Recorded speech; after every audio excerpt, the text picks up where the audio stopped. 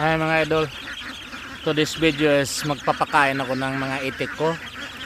Ito yung mga maliliit ko at saka yun ang malalaki. Samahan nyo kami mga guys, magpakain ng mga itik ko.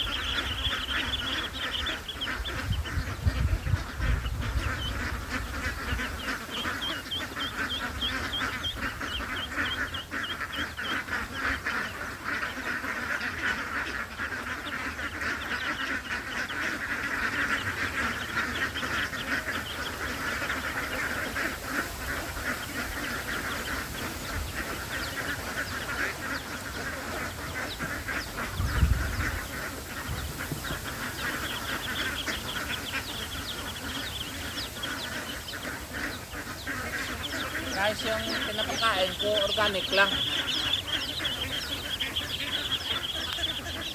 Darak at saka mais at saka palay.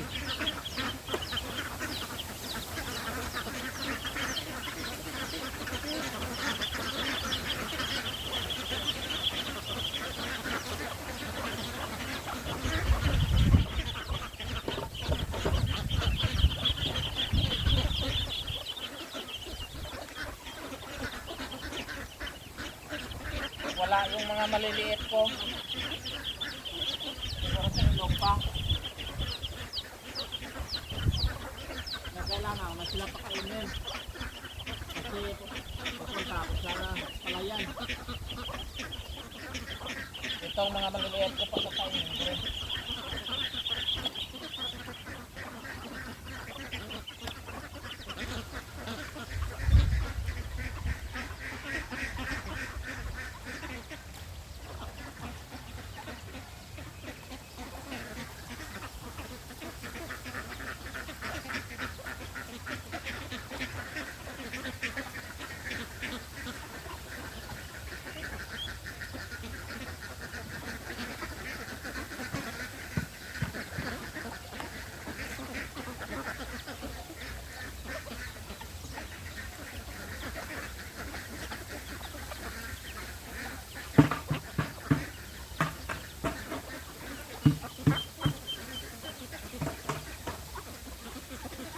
Organic lang to guys, pinapakain mo sa kanila.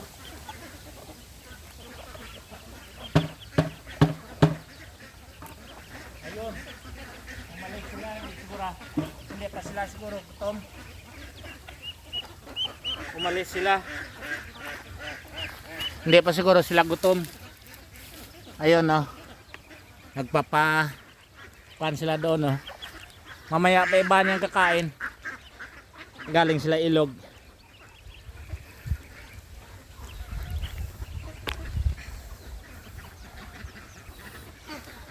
Ito yung maliliit ko oh.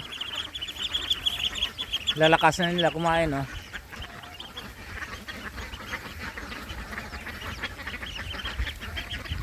Yung iba nandoon pa yata sa ilog.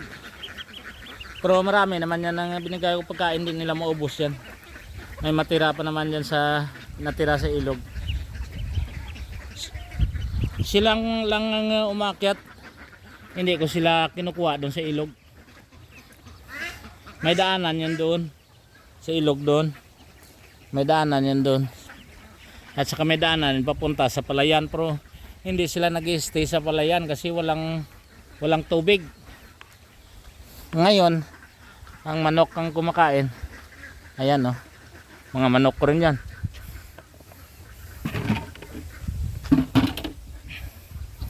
Organics to guys ang pinapakain ko sa kanila. Kasi ayaw kong mag layer kasi pabuto ko sila sa incubator para dumami.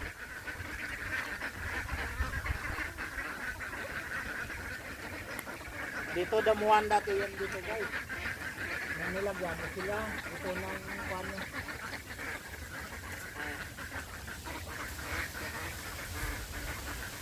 Malinis na. Nahiya yata sila sa video ko. Yun na, umalis sila. Hindi sila kumain.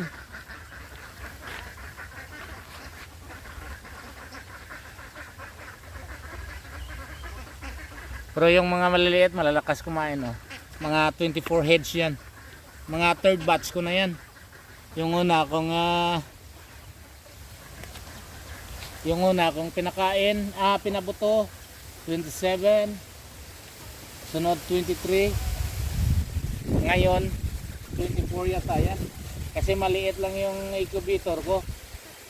Bali 60 egg, pero hindi kung nilolodan ng 60 egg, nilolodan ko lang ng 40, 30 kasi luma na yan, dati na yan. Hindi makaikot masyado ng itlog kasi dami ang hindi na nabubuo kasi hindi na iikot.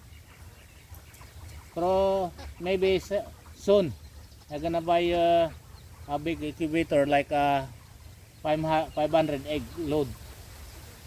Titingnan ko lang kung maganda ang takbo ng egg ng baby ko kasi first time ko to na mag alaga ng baby. Pero pangarap ko yan nung nasa abroad ako, pangarap ko talaga yan. Egg, duck, itik, manok, at saka gulayan, at saka palay. Kasi dati ako rin farmers bago umalis sa bansa. Kaya balik farming, balik alaga ng mga hayop. Para hindi ka rin maburingan ba. Pero yung wife ko bumalik ng ibang bansa kasi anak ko doon college pa. Sana ulanin. Madilim. Kailangan ko tong ulan sa aking mga gulay at saka palay.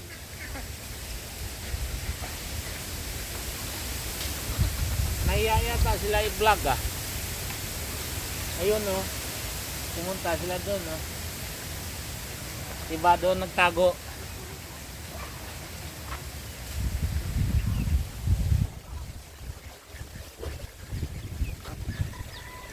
Soon siguro dito yan, dito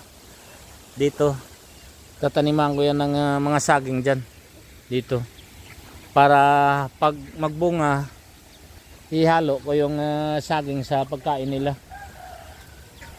May mga malunggay na rin ako natanim pero ilang peraso lang ang nabuhay kasi tag-init.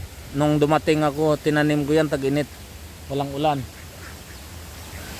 Maybe doon lagyan ko rin yan ng Madrid agua dyan yan sa tabi ng kudal ng bakod kasi may mga Madrid agua ko dun sa loob yan mga Madrid agua ko sa loob.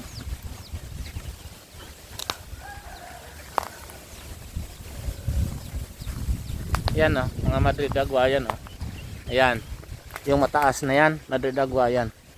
Pag medyo tag-ulan na puputulin ko yan at saka itanim.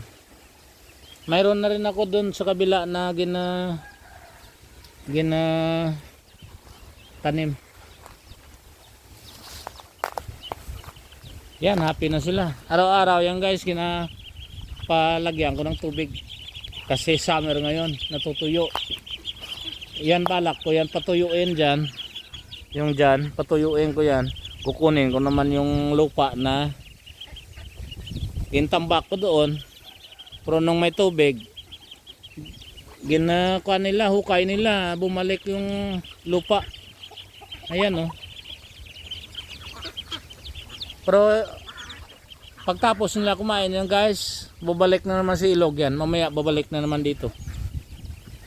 Yan puro naputik yan Kailangan yan patuyuin na naman. Pero temporary lang sila dito yung guys, baka sa sunod daling ko na sila doon sa balak ko pa lang yan. Kung marami na sila, daling ko doon sa kabilang area doon. Kung sino nanood ng vlog ko, yung may palay doon, balak ko yun na doon sila idalhin. Kailangan ko na yan lagyan ng tubig para makainom sila.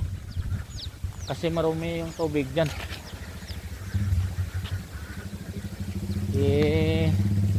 Pakuanin ko na sila.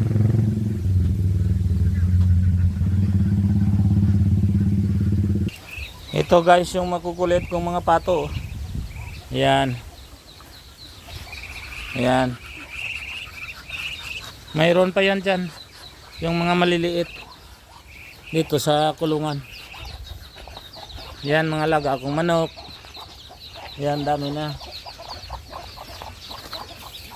Ito pa. Ayan. Mga pato yan. Duck.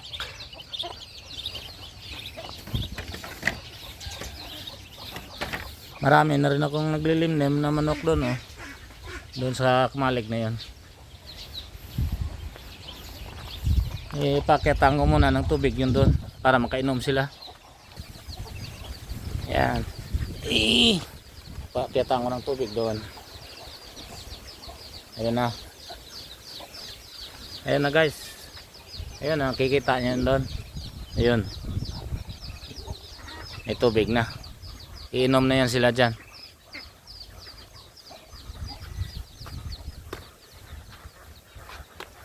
Yan, iba nagtatago dyan, oh. Yan ang mga kukulit kong pato. Patotin. Mayroon pa yan doon guys, mga pato ko. Sa kabila doon, oh, sa mangga na yan. Mayroon pa yan dyan. Naglilimlim.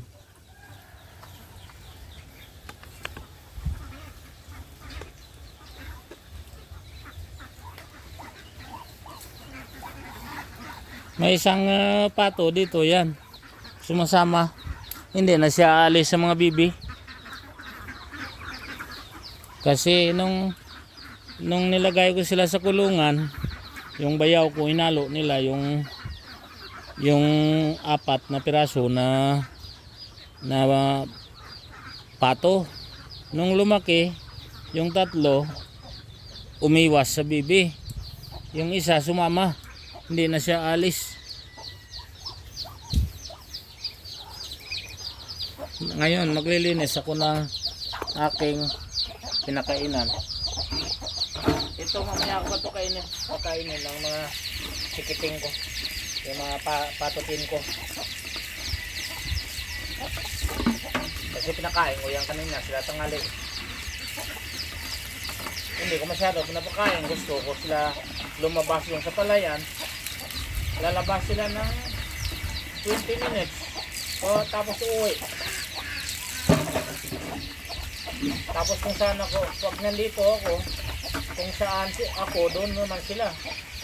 Kahit papasok ko sa babae, gusto nila papasok.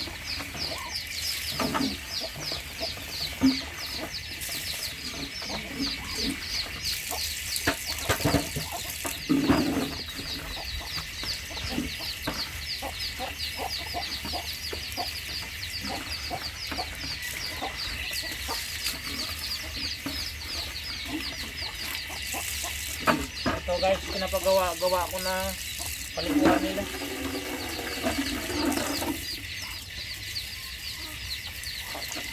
Ayan, tapos na ako magpakain ng baby. Ito na lang mamaya yung pato.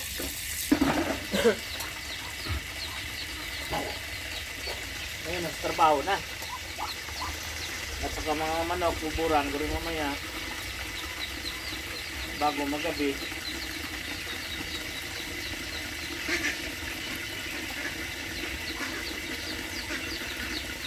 Ang kukulit nila, oh.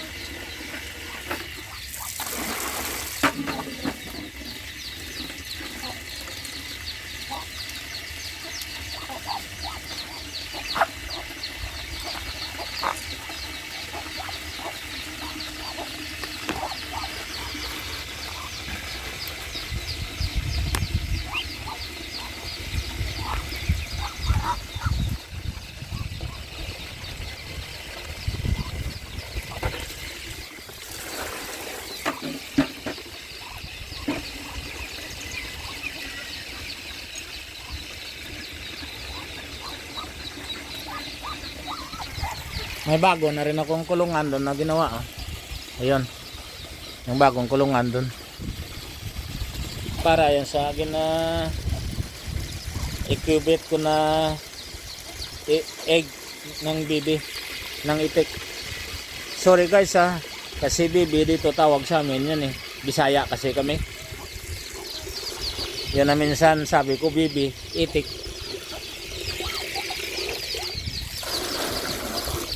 Baka magtaka kayo kung anong bibi, baka sabihin nyo bibi na chicks na dalaga. Yan ang tawag kasi namin dito. Ayan mga ang dami nito ng buto ng manok ko. Ito 9 na piraso. Ang iba tag 7, 11, mga 10 inahin ang natira. Alam nyo guys kung ilan?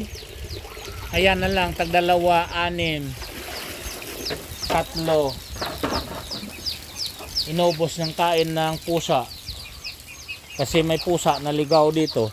Diyan siya, diyan sa palayan siya, oh. Nag-aabang tuwing umaga. Pero inuli namin yun guys. Inuli namin at saka itapon sa malayo. Para hindi na makabalik.